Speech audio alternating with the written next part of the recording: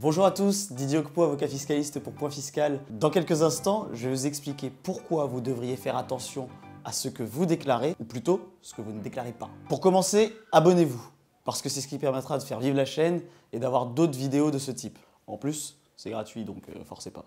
Si durant la vidéo une question vous vient ou que vous avez besoin de plus d'informations, c'est sur cette adresse email que ça se passe. Je crois qu'on peut commencer. Générique.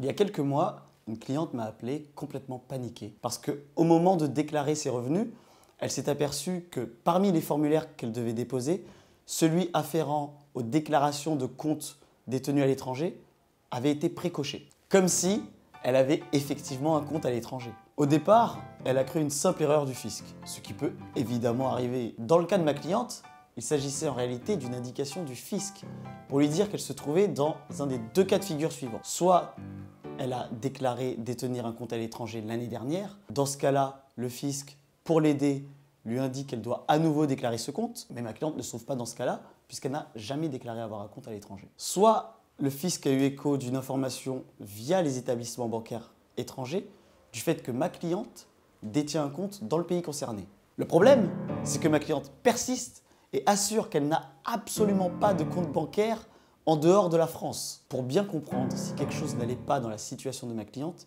il fallait bien avoir en tête ce qu'est cette obligation déclarative, premièrement, et ensuite, à qui elle s'applique. Vous allez vite comprendre. Pour ça, il faut remonter en 1990. À cette époque-là, les contribuables, c'est-à-dire vous, moi, toute personne qui paie des impôts en France, avaient le droit de détenir des comptes bancaires à l'étranger sans le dire au fisc. Vous vous en doutez ? Pas mal de personnes adeptes du pas vu pas pris se sont dit « si, plutôt que d'encaisser tous mes revenus en France, j'en encaissais une partie à l'étranger ». Le fisc ne serait pas au courant, du coup, je ne risquerais rien en ne déclarant pas ces sommes, et surtout, j'aurais pas d'impôt à payer là-dessus. Pour les revenus de source française que je vais encaisser à l'étranger, ça ne marche pas, parce que le fisc a les moyens de savoir que j'ai perçu ces sommes. En revanche, pour les revenus de source étrangère, c'est là que ça devient intéressant, parce que le fisc n'a pas les moyens de savoir que j'ai perçu et encaissé des sommes à l'étranger. Par exemple, imaginez dans les années 80, une personne hérite d'un bien immobilier au Liban.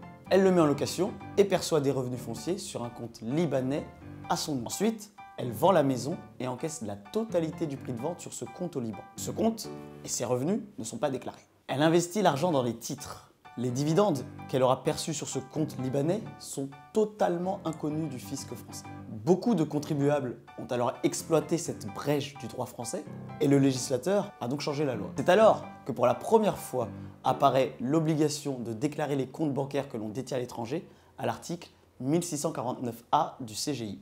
Les parlementaires avaient prévu que le défaut de déclaration d'un compte bancaire à l'étranger serait sanctionné d'une amende de 5 000 francs par compte non déclaré et d'une présomption de revenus pour toutes les sommes créditées et non déclarées.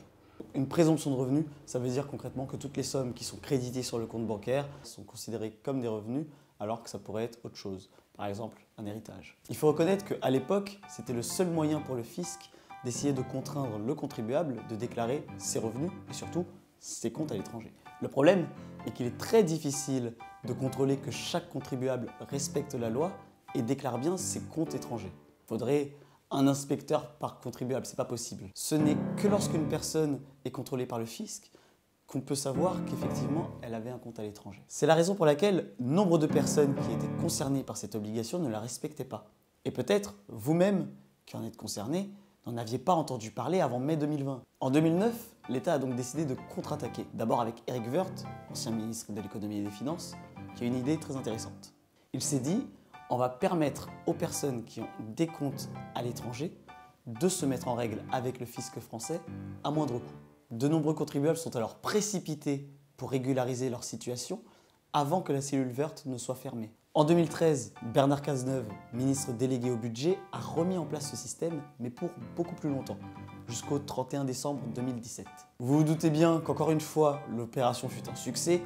Beaucoup de contribuables qui avaient des comptes et des revenus étrangers sont désormais en règle, mais c'est à partir du 31 décembre 2017 que va naître un nouveau problème. Comme je viens de vous l'expliquer, à cette date-là, on a fermé les cellules de régularisation, donc plus personne ne peut se mettre en règle avec le fisc à coût amoindri depuis cette date-là. Et dans le même temps, le 1er janvier 2018 est entré en vigueur l'échange automatique d'informations. Désormais, pour simplifier, chaque fois qu'une personne ouvre un compte bancaire à l'étranger, eh bien le fisc en a automatiquement connaissance. Ça ne fonctionne pas encore avec tous les pays, mais une grande majorité quand même. Mais qui ouvre un compte à l'étranger aujourd'hui? Est-ce que ce sont des personnes qui veulent s'affranchir de l'impôt? Non. En grande majorité, c'est monsieur, madame, tout le monde. De l'étudiant Erasmus au binational ou encore à la personne qui a ouvert un compte bancaire en ligne, notamment comme N26, où des millions et des millions de Français ont un compte ouvert à ce jour. Bref, la liste est longue et parmi ces gens, une grande majorité de personnes de bonne foi. Que risquent les personnes qui ouvrent un compte à l'étranger? D'abord, si vous déclarez votre compte, vous ne risquez strictement rien. En revanche, si vous ne déclarez pas, c'est là que ça se complique. Vous risquez de devoir payer une amende de 1 500 € par an et par compte. L'amende se prescrit sur 4 ans. Ça veut dire que si votre compte a été ouvert en 2015, vous ne risquez plus de payer d'amende pour cette année-là, mais en revanche, vous devrez payer une amende pour les années 2016, 2017, 2018 et 2019. La grande injustice de cette amende est qu'elle est forfaitaire, sans limite ni plafond, et qu'elle s'applique qu'il y ait 1 € ou 1 million d'euros sur le compte. Qu'en est-il de ma cliente?